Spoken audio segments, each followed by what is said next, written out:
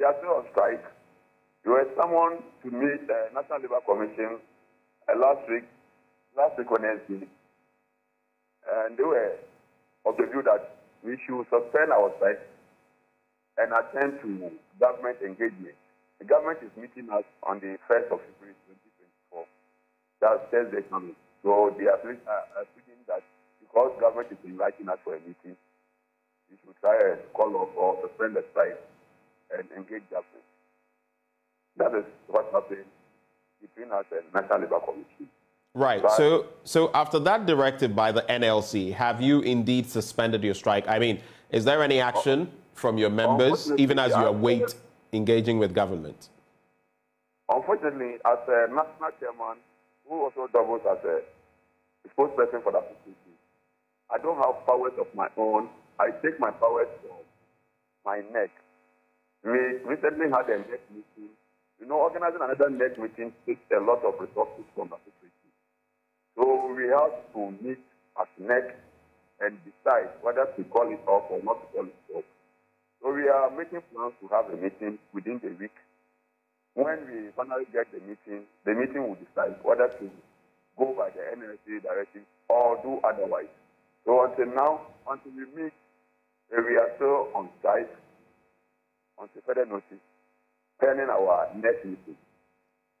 Okay, so contrary to what the National Labour Commission has directed, you're still, I mean, you've explained what it takes to put together a neck meeting, but is that not just a tactic to avoid going back before this negotiation begins? Yeah, let me put it on record that we are not negotiating with government. We are just asking for the release of our Tier 2 pension, which has been in arrest for the past 10 months. Yes, but it is government, essentially. The buck stops at government's doors, right? They have to do certain things to trigger before the finance ministry or whatever can release those, right? Right. Come again, my brother. I didn't get you well.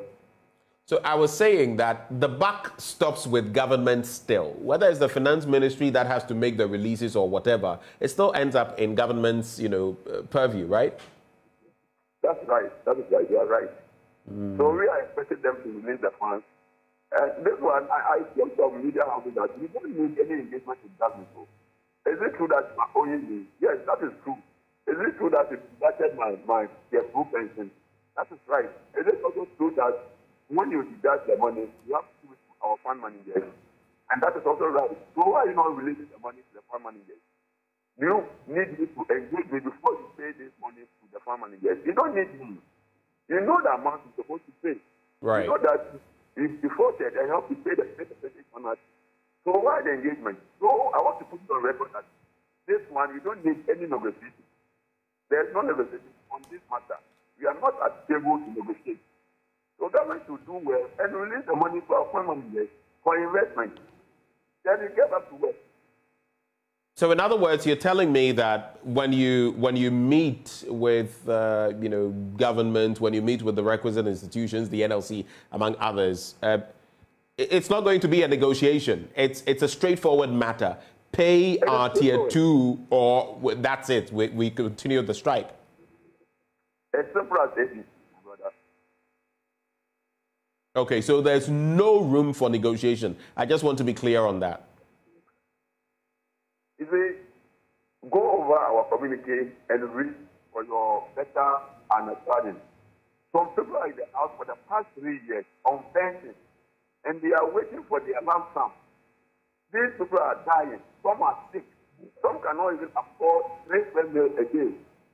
And you want to negotiate. As a leader, then I'm doing the service to my members. I can't negotiate on this. Pay me, and I will report to work. And simple as ABC. So when you go for that meeting on the 10th, we are not expecting anything less than the payment of our Tier 2 arrest and the finance.